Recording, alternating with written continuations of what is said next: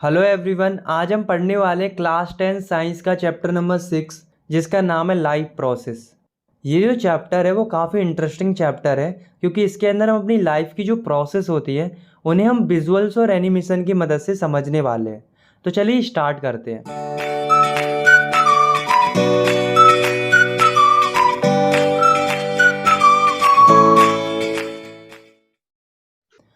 तो सबसे पहले हम जानते हैं कि लाइफ प्रोसेस क्या होती है।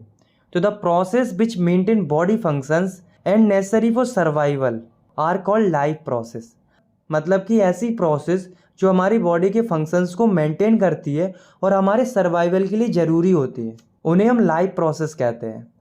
तो हमारी बॉडी में 4 मेन लाइफ प्रोसेस होती हैं, जो कि है न्यूट्रिशन मतलब खाना बनाना, रेस्पिरेशन मतलब कि सांस लेना, ट्रांसपोर्टेशन मतलब बॉडी में सब्सटेंस का एक जगह से दूसरी जगह ट्रांसपोर्ट होना, और एक्सक्रेशन मतलब कि बॉडी से वेस्ट का बाहर निकलना। तो हमारे ये जो चैप्टर है वो इन्हीं चारों लाइफ प्रोसेस के आसपास घूमता है। तो चलिए एक एक करके हम इन सभी लाइफ प्रोसेस को अच्छी तरह से समझते हैं। तो शुरुआत करते हैं सबसे पहली लाइफ प्रोसेस से, जो कि है न्यूट्रिशन। तो nutrition is a process by which organism obtain nutrients from food and utilise them to obtain energy for their daily activities, building and repairing their tissues. मतलब न्यूट्रिशन एक ऐसी प्रोसेस होती है जिसमें ऑर्गेनिज्म फूड से energy obtain करते हैं अपनी डेली एक्टिविटीज़ के लिए, ताकि वो अपने टिश्यूज़ को बिल्ड और रिपेयर कर सके। यहाँ पर एक टर्म है न्यूट्रिएंट्स।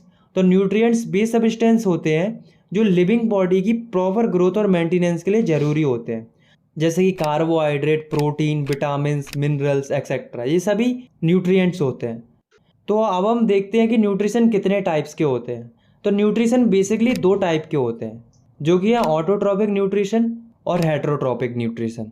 तो सबसे पहले हम समझते हैं ऑटोट्रॉपिक न्यूट्रिशन को। तो it is the process in which an organism prepare its own food from a simple inorganic material like water and carbon dioxide in the presence of sunlight. मतलब ऑटोट्रॉपिक न्यूट्रिशन एक ऐसी process होती है जिसमें organism अपना खाना simple inorganic material जैसे कि पानी और कार्बन डाइऑक्साइड से बनाते हैं सनलाइट की प्रेजेंस में। और जो ऑर्गेनिज्म ऑटोट्रॉपिक न्यूट्रिशन से खाना बनाते हैं उन्हें हम ऑटोट्रॉप्स कहते हैं। For example green plants and some bacteria. तो अब हम समझते हैं दूसरे टाइप के न्यूट्रिशन को, जो कि है हेटरोट्रॉपिक न्यूट्रिशन। तो it is the process in which organism depend upon the other organism for food to survive. मतलब कि ये एक ऐसी प्रोसेस होती है जिसमें ऑर्गेनिज्म अपने फूड के लिए दूसरे ऑर्गेनिज्म पर डिपेंड रहता है। और जो ऑर्गेनिज्म हेटरोट्रॉपिक न्यूट्रिशन से अपना खाना बनाते हैं उन्हें हम हेटरोट्रॉप्स कहते हैं, जैसे कि ह्यूमन बींग्स, अमाइवा एक्सेट्रा। तो जैसा कि आप जानते हैं कि हम ह्यूमन बींग्स अपने फूड के लिए दूसरी चीज़ों पर डिपेंड रहते हैं, जैसे कि wheat, rice, vegetables, meat etcetera. और जो प्लांट्स होते हैं वो अपना खाना खुद बना लेते हैं, वो किसी पर डिपेंड नहीं रहते हैं। तो अब हम कुछ ऑर्गेनिज्म की न्यूट्रिशन प्रोसेस को अच्छे से समझते हैं। तो सबसे पहले हम समझते हैं न्यूट्रिशन इन प्लांट्स। मतलब कि जो प्लांट्स होते हैं उनमें न्यूट्रिशन कैसे होता है। तो प्लांट्स ऑटोट्रॉपिक न्यूट्रिशन से खाना बनाते हैं, ये तो हम जानते हैं, पर यहाँ हमें उस प्रोसेस को देखना है कि प्लांट्स एक्चुअल में खाना कैसे बनाते हैं। तो प्लांट्स जो हैं वो फोटोसिंथेसिस प्रोसेस से अपना खाना बनाते हैं। तो the process in which green plants convert simple inorganic material carbon dioxide and water into complex organic food material glucose in the presence of chlorophyll and sunlight is called photosynthesis. मतलब ऐसी process जिसमें green plants simple inorganic material जैसे कि water and carbon dioxide को complex organic material glucose में convert कर देती है सनलाइट और क्लोरोफिल की प्रेजेंस में। तो इस प्रोसेस को हम फोटोसिंथेसिस कहते हैं। तो चलिए अब हम इसका फॉर्मूला देखते हैं।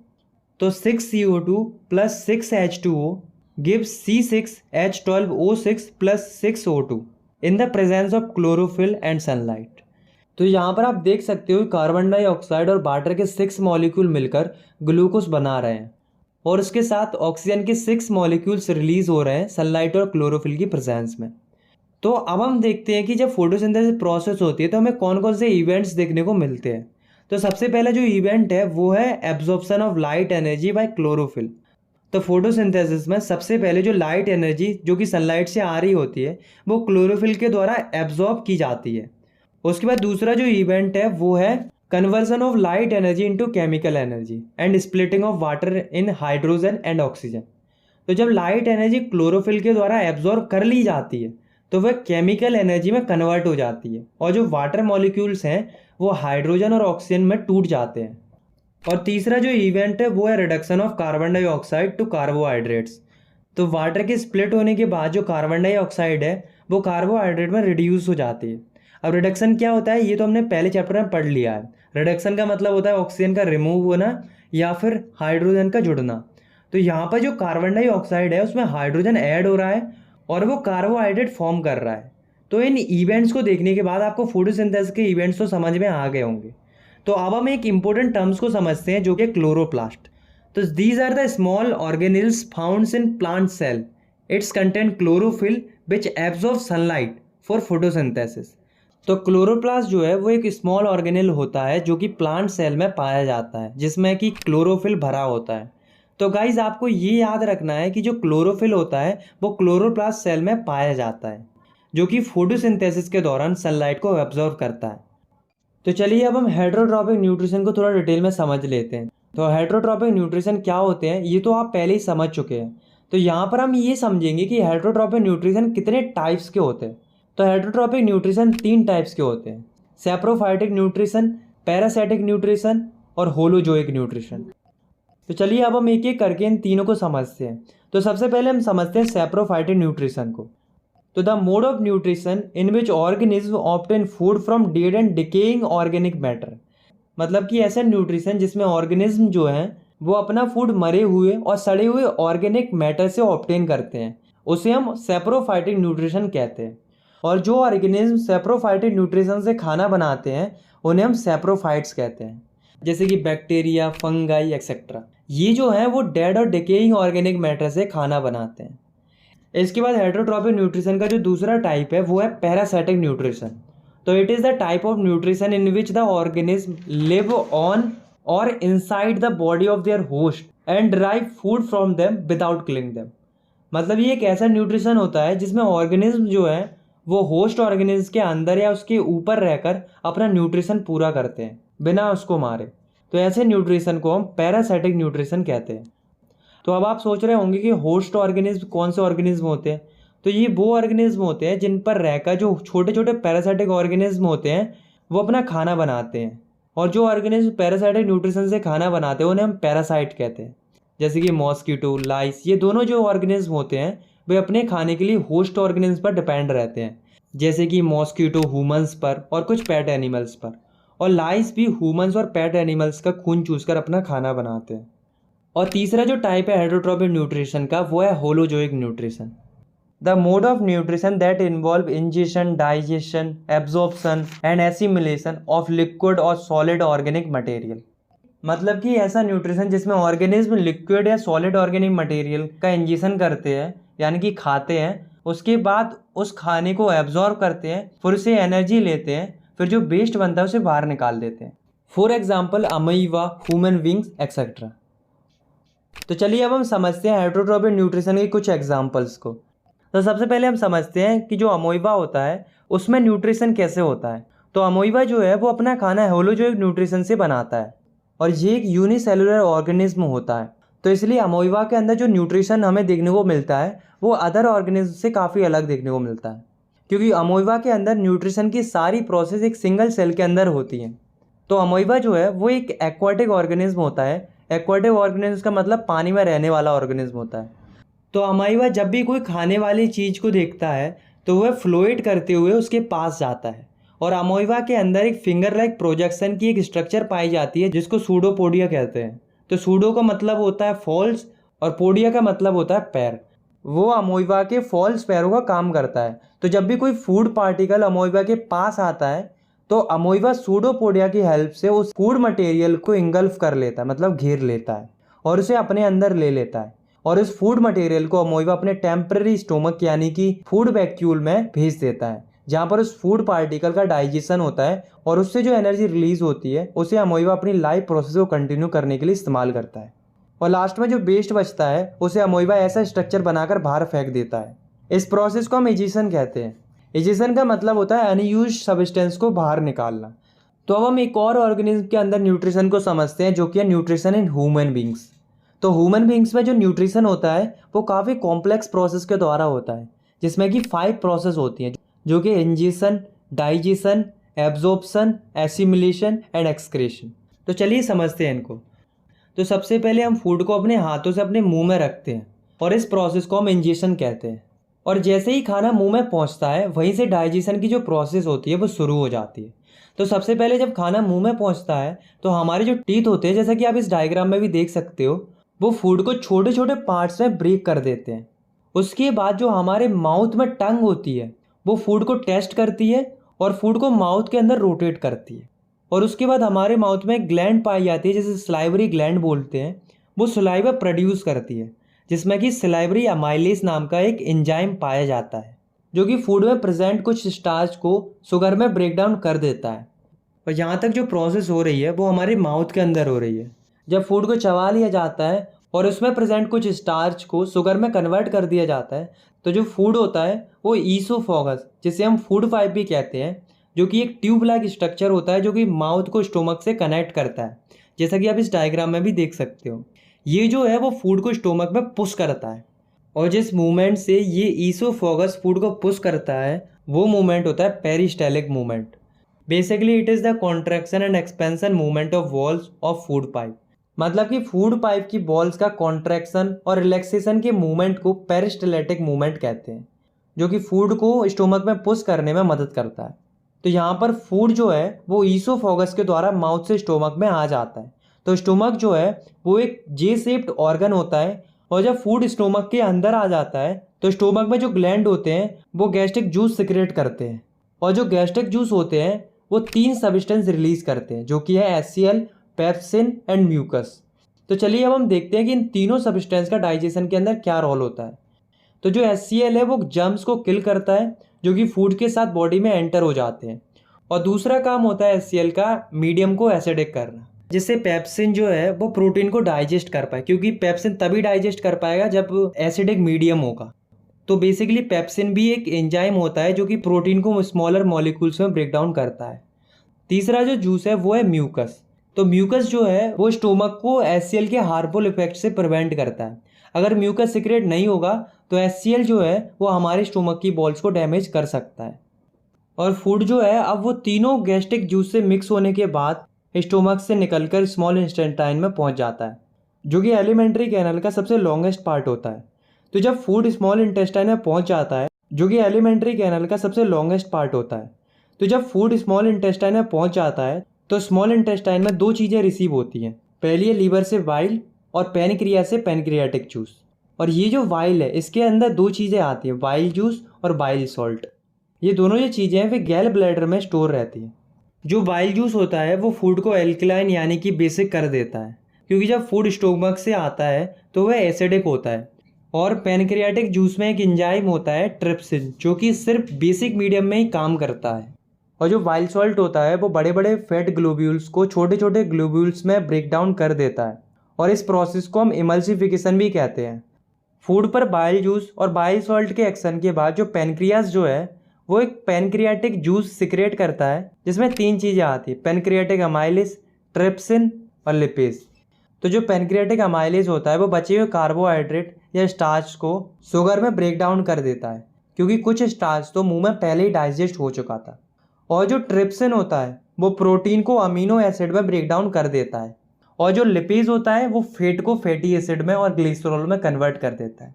और स्मॉल इंटेस्टाइन की जो बॉल्स होती हैं उसमें भी बहुत सारी वेरियस ग्लैंड्स प्रेजेंट होती हैं, जो कि इंटेस्टाइनल जूस सिक्रेट करती हैं। और जो इंटेस्टाइनल जूस होता है उसमें भी वेरियस नंबर्स ऑफ एंजाइम्स पाए जाते हैं, जो कि डाइजेशन को कंप्लीट करते हैं। तो डाइजेशन तो कंप्लीट हो गया। अब हम मूव करते हैं थर्ड प्रोसेस की ओर, जो कि है एब्जॉर्प्शन। तो एब्जॉर्प्शन की जो प्रोसेस होती है वो स्मॉल इंटेस्टाइन में शुरू होती है। तो जब फूड कंप्लीटली डाइजेस्ट हो जाता है तो वह वाटर सॉल्यूबल हो जाता है और काफ़ी छोटे छोटे पार्ट्स में ब्रेक हो जाता है। तब स्मॉल इंटेस्टाइन के अंदर जो बिलाई होती है, अब आप सोच रहे होंगे कि बिलाई क्या होती है। तो बिलाई जो है वो फिंगर लाइक प्रोजेक्शन होती है, जो कि फूड के एब्जॉर्प्शन के लिए सरफेस एरिया को इंक्रीज करती है। तो बिलाई जो है वो फूड को एब्जॉर्ब करती है और उस एब्जॉर्ब फूड को ब्लड वेसल को सप्लाई कर देती है। तो एब्जॉर्प्शन के समझने के बाद अब हम समझते हैं चौथी प्रोसेस को, जो कि है एसिमिलेशन, मतलब कि एब्जॉर्ब फूड से एनर्जी लेना। तो जब फूड ब्लड वेसल्स में एब्जॉर्ब हो जाता है तो वह हमारी हर एक सेल तक पहुंचता है और जिससे सेल एनर्जी ऑब्टेन करते हैं। तो अब एक सवाल आता है कि क्या हम जितना खाना खाते हैं उस पूरे खाने को यूटिलाइज कर पाते हैं? तो इसका जवाब है बिल्कुल नहीं। तो फिर उस खाने का क्या होता है? तो जो वेस्ट पार्ट स्मॉल इंटेस्टाइन में बचता है जिसे हमारी बॉडी यूज नहीं कर पाती, वो वेस्ट पार्ट स्मॉल इंटेस्टाइन से लार्ज इंटेस्टाइन में आ जाता है, जहाँ पर जो लार्ज इंटेस्टाइन की जो बॉल्स होती हैं वो उस वेस्ट मटेरियल से काफ़ी वाटर एब्जॉर्ब कर लेती हैं, और जो रेस्ट सॉलिड वेस्ट मटेरियल बचता है वो एनस के थ्रू बॉडी से बाहर निकल जाता है। तो इस तरह से जो ह्यूमन बींग्स होते हैं उनके अंदर न्यूट्रिशन कंप्लीट हो जाता है।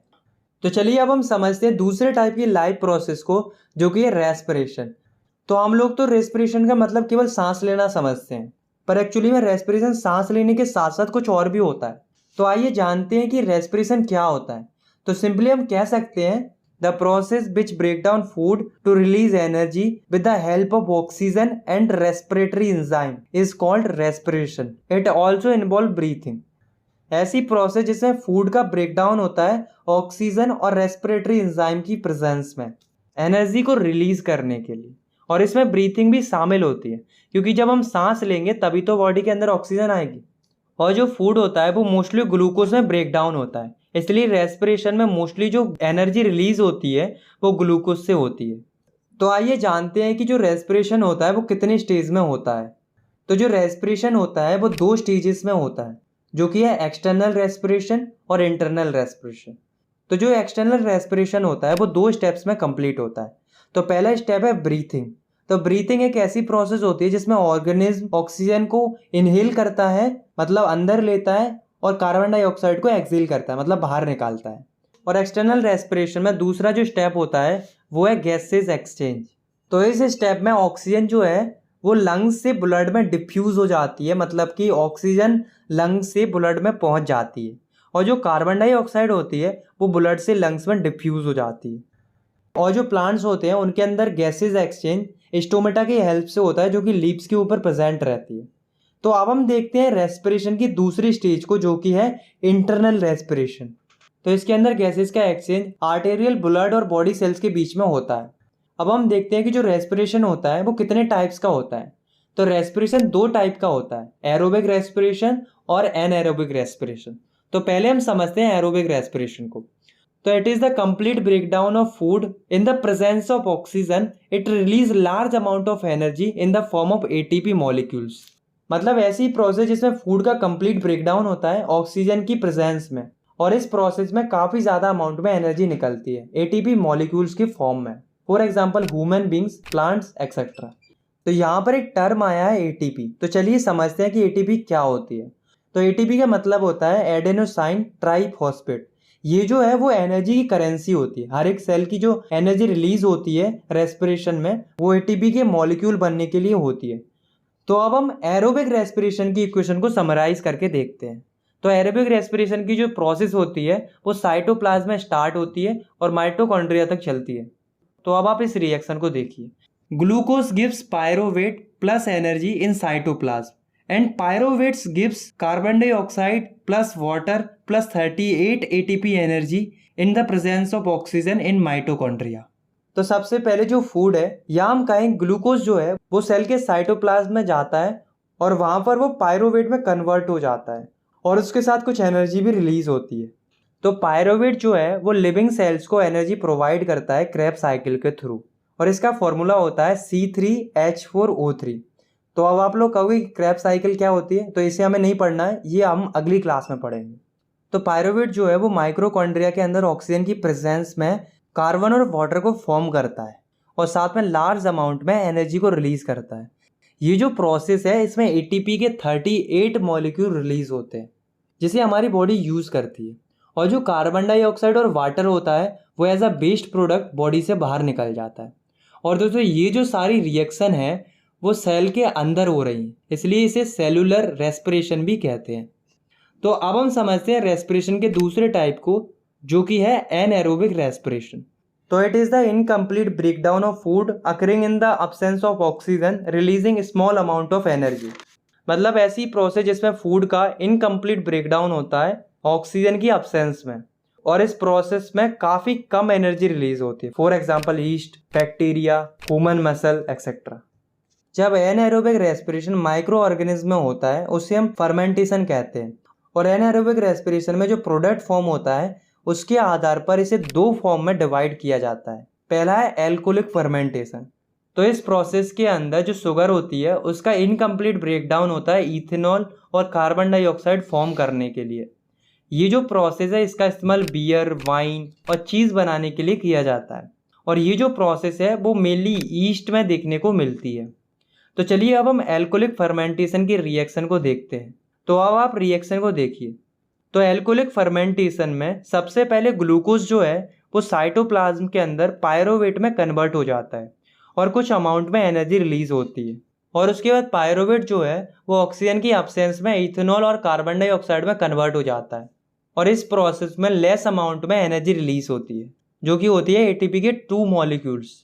तो आप यहाँ पर देख सकते हो कि जो एनाएरोबिक रेस्पिरेशन होता है उसमें एरोबिक रेस्पिरेशन के कंपैरिजन में काफ़ी कम एनर्जी रिलीज होती है। और एनाएरोबिक रेस्पिरेशन का दूसरा जो फॉर्म है वो है लैक्टिक एसिड फर्मेंटेशन। तो लैक्टिक एसिड फर्मेंटेशन के अंदर शुगर जो है वो लैक्टिक एसिड और एनर्जी के अंदर ब्रेकडाउन हो जाती है ऑक्सीजन की कमी में।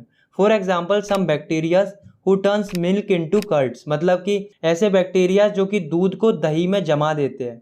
तो दोस्तों आपने कई बार नोटिस किया होगा कि जब भी हम लंबे समय तक हैवी फिजिकल एक्सरसाइज करते हैं तो हमारी मसल्स में पेन होने लगता है।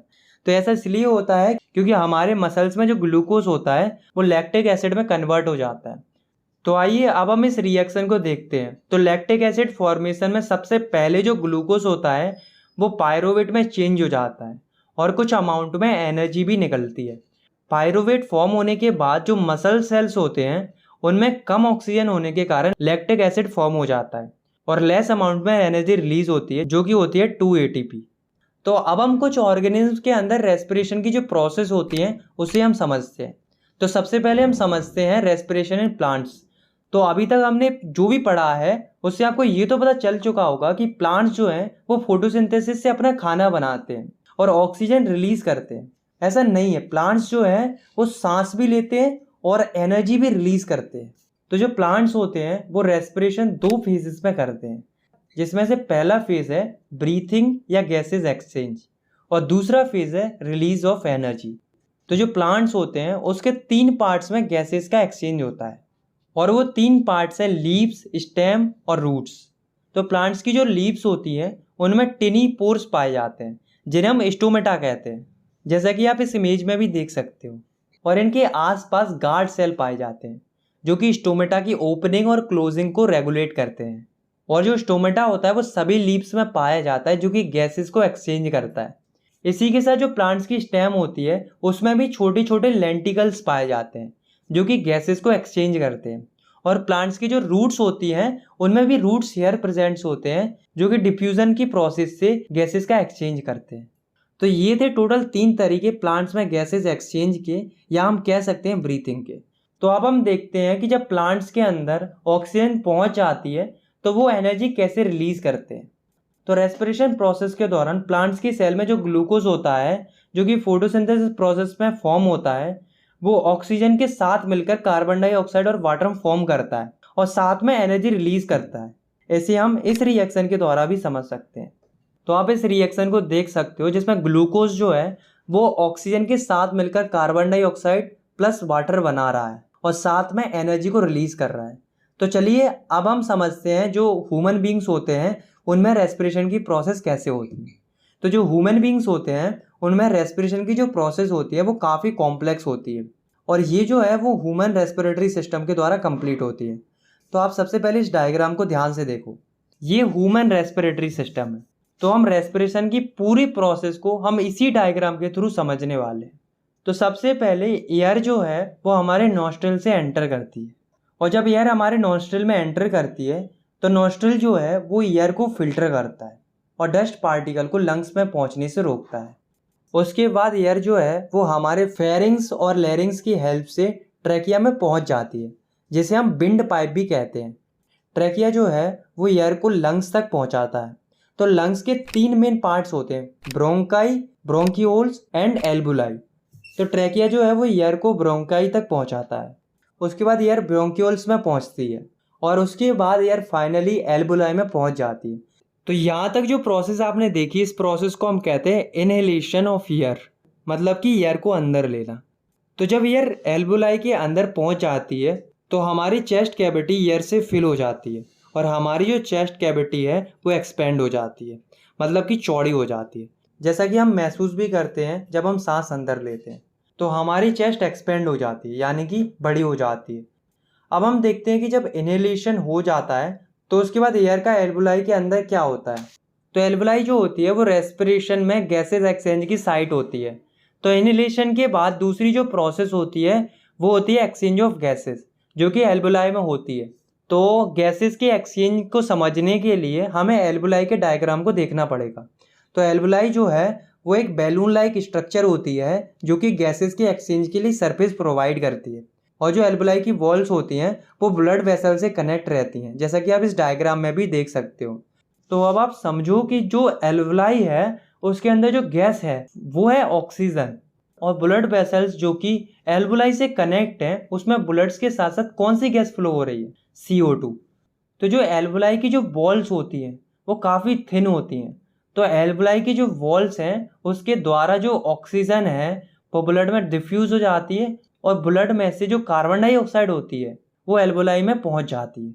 तो यहाँ पर जो है हमारी एल्वुलाई के अंदर गैसेस का एक्सचेंज हो चुका है। तो अब सवाल ये आता है कि जब ऑक्सीजन ब्लड में पहुंच जाती है तो ऑक्सीजन का क्या होता है। तो जब ऑक्सीजन ब्लड में पहुंच जाती है तो वह हीमोग्लोबिन से जुड़कर एक ऑक्सी हीमोग्लोबिन नाम का एक पिगमेंट बना लेती है, जिसके बाद ब्लड इनको डिफरेंट सेल्स और टिश्यूज तक लेकर जाता है। और जो हीमोग्लोबिन होता है वो रेड कलर का पिगमेंट होता है जो कि ब्लड में पाया जाता है, जो कि ऑक्सीजन को हर एक सेल्स और टिश्यूज के अंदर लेकर जाता है। तो इसके आगे जो प्रोसेस होती है वो हम ट्रांसपोर्टेशन में पढ़ेंगे। तो अब हम वापस एल्वुलाई की तरफ चलते हैं और ये देखते हैं कि जो कार्बन डाइऑक्साइड एल्वुलाई में है वो बॉडी से बाहर कैसे निकलती है। तो जब ऑक्सीजन बॉडी में एंटर हो जाती है तो CO2 जो है वो एल्वुलाई से ट्रैकिया में पहुंच जाती है और उसके बाद CO2 जो है वो नॉस्ट्रिल के द्वारा बाहर निकल जाती है और इस प्रोसेस को हम एक्सहेलेशन कहते हैं। और जब CO2 बॉडी से बाहर निकलती है तो जो हमारी चेस्ट कैविटी होती है वो कॉन्ट्रैक्ट हो जाती है, मतलब कि सिकुड़ जाती है। तो अभी जो आपने 3 प्रोसेस देखी, inhalation, exchange of gases and exhalation, ये हमारी बॉडी के अंदर बहुत ही जल्दी जल्दी चलती है और ये तीनों मिलकर ह्यूमंस के अंदर। तो अब हम समझते हैं तीसरी लाइफ प्रोसेस को, जो कि है ट्रांसपोर्टेशन। तो ट्रांसपोर्टेशन का मतलब होता है किसी भी सब्सटेंस का एक जगह से दूसरी जगह मूवमेंट होना। तो जब रेस्पिरेशन की प्रोसेस होती है तो कुछ यूजफुल और कुछ वेस्ट प्रोडक्ट फॉर्म होते हैं। तो जो यूजफुल प्रोडक्ट होते हैं उन्हें बॉडी के हर एक सेल में ट्रांसपोर्ट होने की ज़रूरत पड़ती है। तो चलिए अब हम देखते हैं कि जो ऑर्गेनिज्म होते हैं उनमें ट्रांसपोर्टेशन की प्रोसेस किस प्रकार से होती है। तो सबसे पहले हम समझते हैं ट्रांसपोर्टेशन इन ह्यूमंस, मतलब जो ह्यूमन बींग्स होते हैं उनमें सब्सटेंस कैसे ट्रांसपोर्ट होते हैं। तो जो ह्यूमन बींग्स होते हैं उनमें ट्रांसपोर्टेशन 2 सिस्टम से होता है, जिसमें से पहला है ब्लड और दूसरा है लिम्फ, जिसे हम टिश्यू फ्लूइड भी कहते हैं। तो सबसे पहले हम समझते हैं ब्लड के बारे में कि जो ब्लड है इसमें होता क्या है, ये कौन कौन सी चीज़ों से मिलकर बना होता है। या सिंपली हम कह सकते हैं, हम पढ़ने वाले हैं कंपोनेंट्स ऑफ ब्लड, कि ब्लड जो है वो बेसिकली किन किन कंपोनेंट्स से मिलकर बना होता है। तो ब्लड मेनली 4 कंपोनेंट से मिलकर बना होता है, plasma, RBC, WBC and platelets. तो अब हम इन चारों कंपोनेंट्स को अच्छे से समझ लेते हैं। तो हम स्टार्ट करते हैं प्लाज्मा से। तो प्लाज्मा जो है वो स्ट्रॉ कलर्ड फ्लूइड होता है। स्ट्रॉ कलर मतलब येलोइश कलर, जैसा कि आप इस डायग्राम में भी देख सकते हो, जिसमें 90 से लेके 92% वाटर होता है और 6 to 8% प्रोटीन होता है। और इसके साथ साथ इसके अंदर मिनरल्स, विटामिन्स भी पाए जाते हैं। और जितने बचे हुए कंपोनेंट्स हैं जैसे कि RBC, WBC, प्लेटलेट्स, वो सब प्लाज्मा में डिसॉल्व रहते हैं। तो अब हम समझते हैं ब्लड्स के नेक्स्ट कंपोनेंट को, जो कि है RBC यानी कि रेड ब्लड सेल, जिन्हें हम एराइथ्रोसाइट्स भी कहते हैं। ये जो है वो कुछ इस प्रकार से दिखते हैं, जो कि शेप में बाइकॉन्केव होते हैं और इनके अंदर न्यूक्लियस नहीं होता है और ना ही कोई और सेल ऑर्गेनेल्स होती है। और RBC के अंदर एक बहुत ही इंपॉर्टेंट आयरन रिच पिगमेंट पाया जाता है, जो कि है हीमोग्लोबिन, जो कि ऑक्सीजन के साथ मिलकर ऑक्सी हीमोग्लोबिन फॉर्म करता है और ऑक्सीजन के ट्रांसपोर्ट में काफ़ी मदद करता है।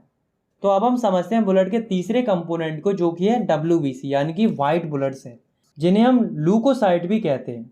ये जो हैं वो फेगोसाइटिक सेल होते हैं जो कि बॉडी की हेल्प करते हैं इन्फेक्शन से फाइट करने में, और ये बॉडी को प्रोटेक्ट करते हैं हार्मफुल फॉरेन मटेरियल से। तो अब हम देखते हैं ब्लड के चौथे कंपोनेंट को, जो कि है प्लेटलेट्स, जिन्हें हम थ्रोम्बोसाइट भी कहते हैं। इनका जो फंक्शन होता है वो है क्लोटिंग ऑफ ब्लड, मतलब कि खून का थक्का जमना।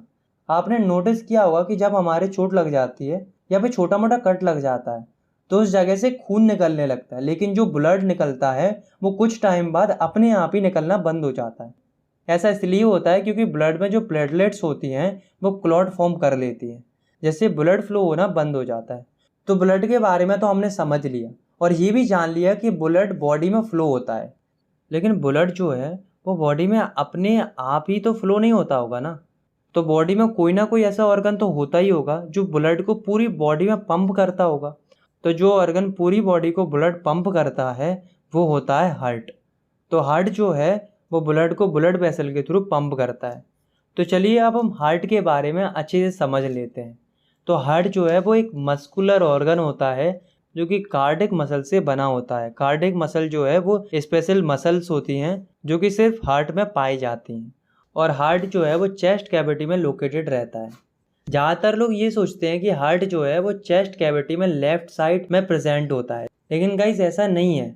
हार्ट जो है वो चेस्ट कैविटी के सेंटर में प्रेजेंट होता है। वो तो केवल लेफ्ट साइड की तरफ थोड़ा टिल्टेड होता है, मतलब कि झुका हुआ होता है।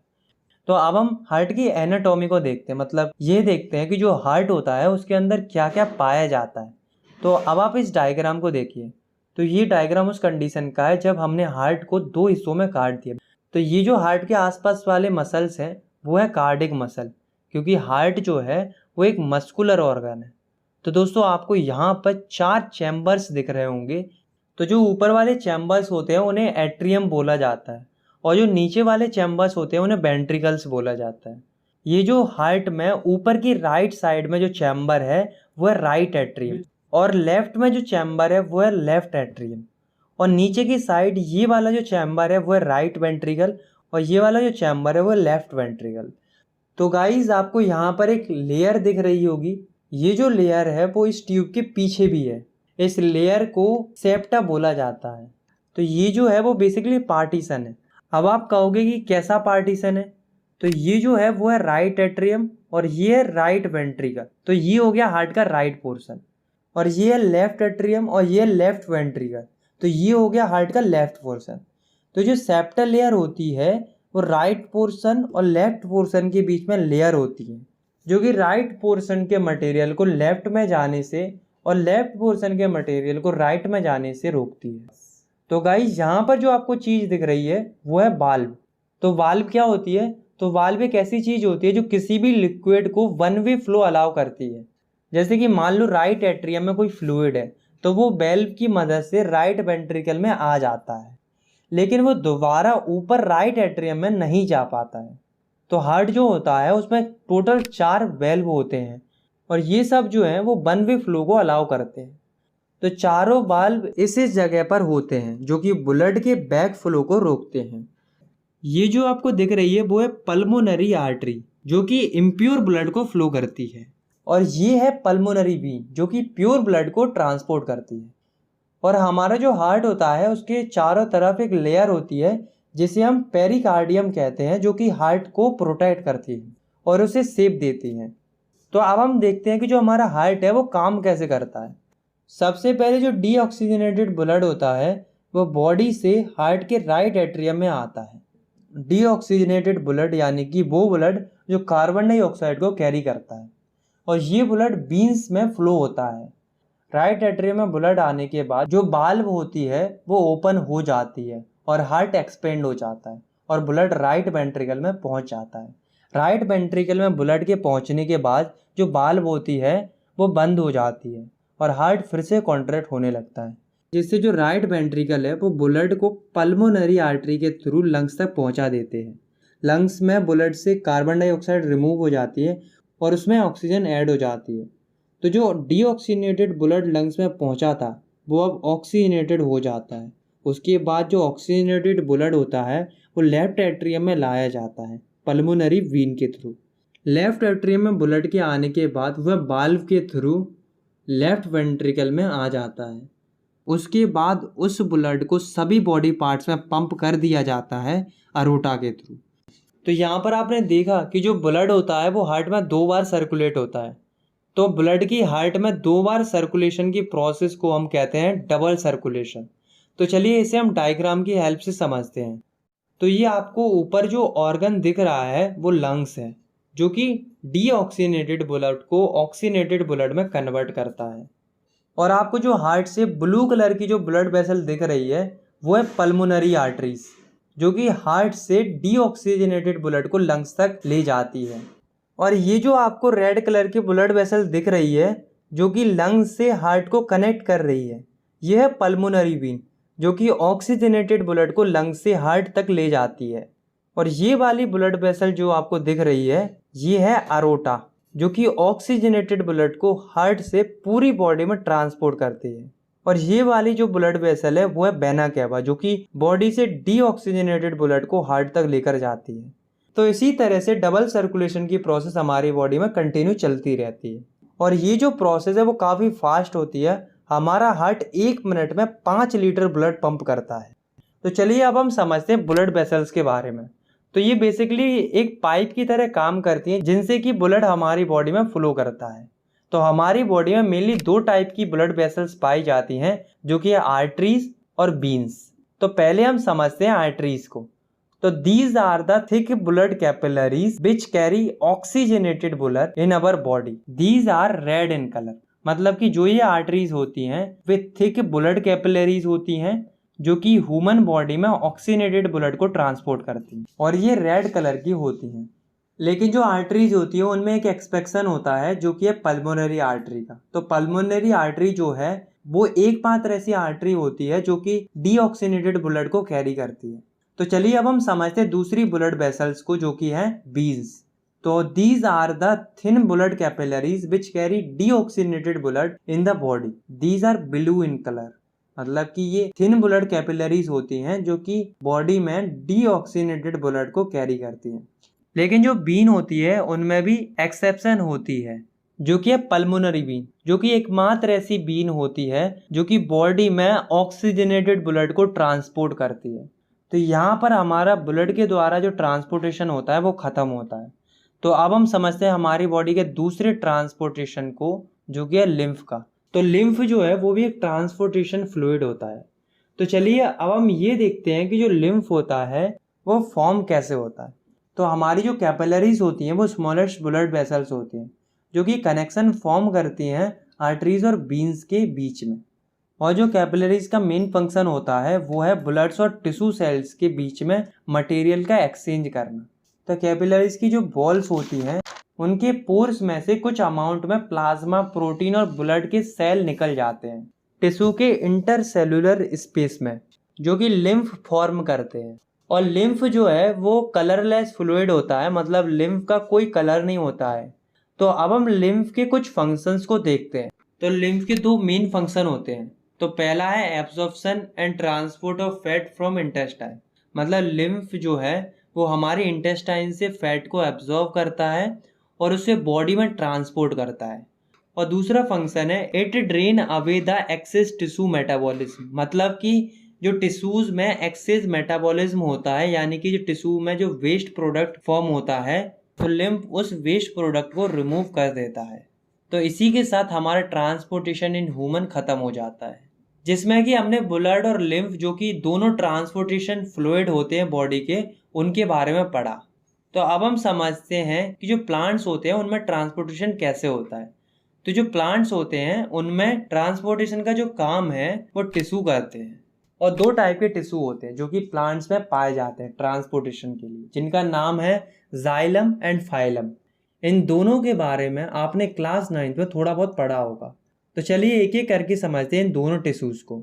तो सबसे पहले हम समझते हैं जाइलम टिश्यू को। तो xylem are the tissue present in plants that carries water and food upward from the root. तो जाइलम ऐसे टिश्यू होते हैं जो कि प्लांट्स में फूड और वाटर को रूट से ऊपर की ओर ले जाते हैं। And it's allow only unidirectional transport and it only transport upwards. मतलब कि जो जाइलम है वो सिर्फ यूनिडायरेक्शनल ट्रांसपोर्ट यानी कि एक डायरेक्शन में ट्रांसपोर्ट को अलाउ करता है और ये सिर्फ ऊपर की ओर ही ट्रांसपोर्ट करता है।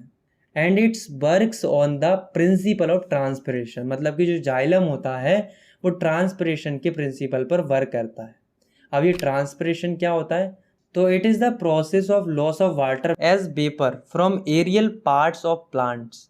मतलब कि ट्रांसपिरेशन एक ऐसी प्रोसेस होती है जिसमें कि वाटर लॉस होता है वेपर के फॉर्म में प्लांट्स के एरियल या ऊपर वाले पार्ट से। इस प्रोसेस में जो लीव्स होती हैं वो एक वैक्यूम क्रिएट करती हैं जिससे वाटर ऊपर की तरफ फ्लो करता है और लीव्स के स्टोमेटा से वो वेपर में कन्वर्ट होकर बाहर निकल जाता है। तो अब हम समझते हैं दूसरे टाइप के ट्रांसपोर्टेशन टिश्यू की, जो कि है फाइलम।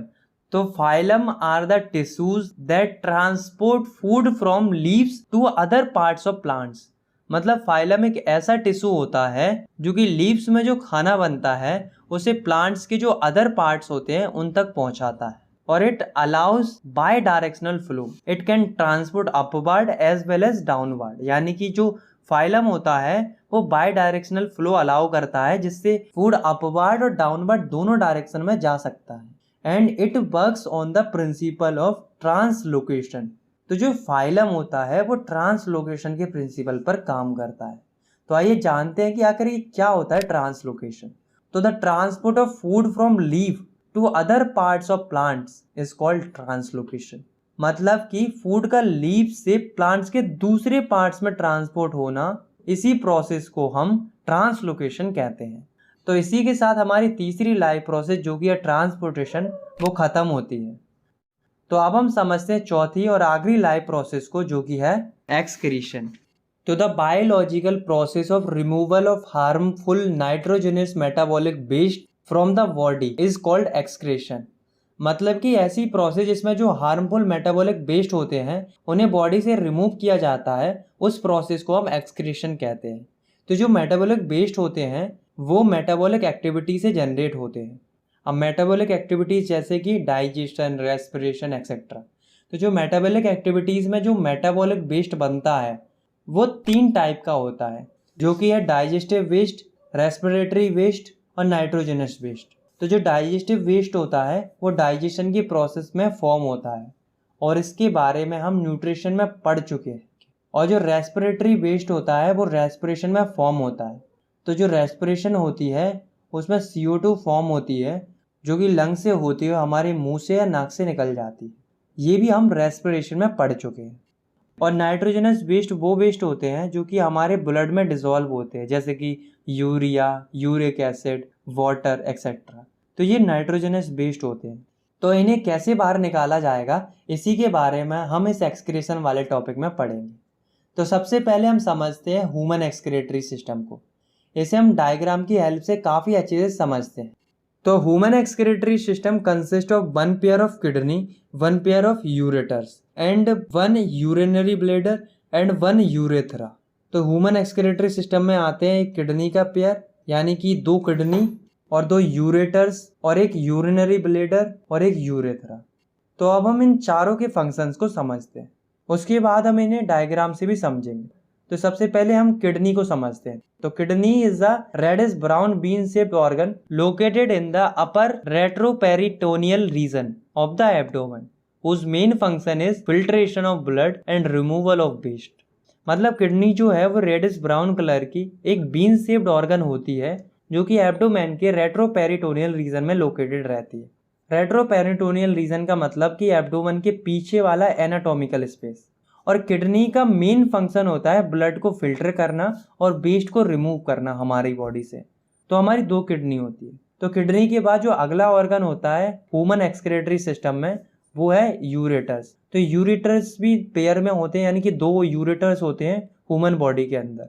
तो ureters are 2 thin tube which drain out urine from kidney to a urinary bladder. तो यूरेटर्स जो है वो 2 पतली ट्यूब्स होती हैं जो किडनी में जो यूरिन फॉर्म होता है जो कि ब्लड का एक वेस्ट प्रोडक्ट होता है उसे ट्रांसफ़र कर देता है यूरिनरी ब्लैडर में। तो यूरिनरी ब्लैडर जो है उसमें यूरिन जो है वो टेम्पररी स्टोर रहती है। लास्ट ऑर्गन है यूरेथ्रा। तो it transmit urine outside the body. तो यूरेथ्रा जो है वो यूरिनरी ब्लैडर में जो यूरिन स्टोर रहती है उसे बॉडी से बाहर निकालती है। तो चलिए अब हम इस पूरी प्रोसेस को डायग्राम की हेल्प से समझते हैं। तो ये जो लेफ्ट और राइट साइड में जो बीन शेप्ड ऑर्गन दिख रहे हैं वो है किडनी। तो जो किडनी है इसके अंदर ब्लड आता है रीनल आर्टरीज के थ्रू, जो कि ये अरोटा आपको दिख रहा है इससे कनेक्टेड होती है और ये आपको रेड कलर की दिख रही है। तो दोनों किडनी में जो ब्लड है वो रीनल आर्टरीज से आता है। तो जब किडनी में ब्लड आ जाता है तो किडनी उस ब्लड को फिल्टर कर देती है और उसमें जो वेस्ट बनता है यूरिन उसको अलग कर देती है। और जो ब्लड फिल्टर हो चुका है वो रीनल वीन जो कि वेना केवा से कनेक्टेड होती है, जो कि आपको ब्लू कलर की दिख रही है, उससे वापस चला जाता है। तो अब ब्लड तो फिल्टर होकर वापस चला गया, तो जो वेस्ट या यूरिन बनता है वो इस वाली पाइप से जो कि है यूरेटर, उससे यूरिनरी ब्लैडर में पहुंच जाता है। और जो यूरेटर है वो दोनों किडनी से कनेक्ट रहता है यूरिनरी ब्लैडर तक। तो यूरिनरी ब्लैडर में यूरिन के आने के बाद वो वहाँ पर टेम्पररी स्टोर रहता है, उसके बाद वो यूरेथ्रा से बॉडी से बाहर निकल जाता है। तो यहाँ पर हमारे ह्यूमन एक्सक्रीटरी सिस्टम में जो प्रोसेस होती है वो ख़त्म होती है। आपने पढ़ा कि जो किडनी होती है वो ब्लड को फिल्टर करती है, लेकिन क्वेश्चन यहाँ पर ये अराइज होता है कि आखिर किडनी के अंदर ऐसा क्या होता है जिससे वो ब्लड को फिल्टर करती है। तो किडनी के अंदर फिल्ट्रेशन यूनिट होती है जिसे हम नेफ्रॉन कहते हैं। तो हर एक किडनी के अंदर अप्रोक्सीमेटली 1 मिलियन यानी कि 10 लाख फिल्ट्रेशन यूनिट होती हैं जिन्हें हम नेफ्रॉन्स कहते हैं। तो nephrons are filtration units of kidney. It consist of a tube which is connected to duct and a cup shaped structure that is Bowman capsule।